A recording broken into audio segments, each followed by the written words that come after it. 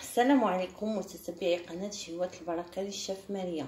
اليوم ان شاء الله قررت باش نصاوب لكم داناب ديال الدار بمكونات بسيطه واللي كيعطي كميه كثيره. يلا خليكم معايا تشوفوا المقادير وكيفيه التحضير.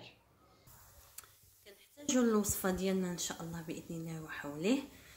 كاس زنيده ديال العنبه، 4 ديال الكؤوس ديال الحليب غبره، كأس ديال ياغورت فاني، خنيشه ديال فاني وحده، ويطرو ونص ديال الماء بارد، ويطرو ونص ديال الماء سخون مزيان. وكيف ما لاحظتوا انت المكونات ديال داناب ديالنا مكونات بسيطه ومتوفره في كل بيت. كما كتلاحظوا كنوضعوا المكونات كلها في الضراب الكهربائي، كندير واحد شويه قليل من الماء، كنديروا هاد 4 ديال الكؤوس ديال الحليب غبره،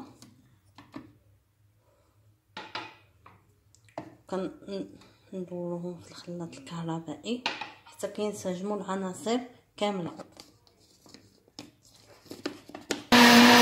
بعد ما درنا العناصر كلها في الخلاط الكهربائي كنزيدوا سنيده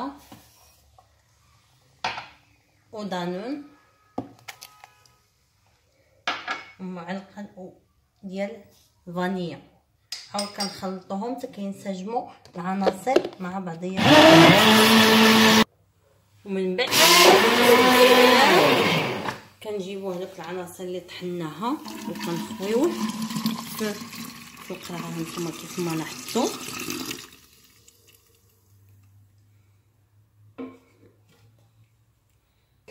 ومن بعد كنزيدوا عليه داك الماء اللي خليناه تغلى مزيان، خرجت منه السفوله،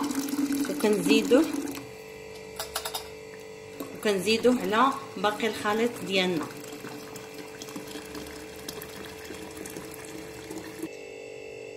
منين كنديروه في قرعه، انا كنفضل القرعه زجاجيه، وانتم الا عندكم قرعه ميكان لكم الاختيار. كنغطيوه بملايه بحال هكا على هذا الشكل وكنخليوه 8 ديال السوايع. يلا خليكم معايا. من بعد ما دازت 8 السوايع هانتوما كما كتشوفوه بحال اللي خاتر، هانتوما هانشوفوا كيجي بحال اللي خاتر، وكنمخضوه واحد شويه ونعمروه في القراعي ونديروه في الثلاجه.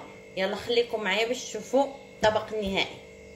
هذا هو الشكل النهائي ديال الداناب ديالنا اللي يمكن لكم تنسموه بعده نكهات. انا نسمته غير بيستاج هو اللي متوفر عندي، والباقي خليته فاني. نتمنى هذا الفيديو ينال الاعجاب ديالكم، ودعمونا باللايكات ديالكم والتعاليق، وشكرا جزيلا لكم كاملين، وعواشر مباركه وبصحه والراحه.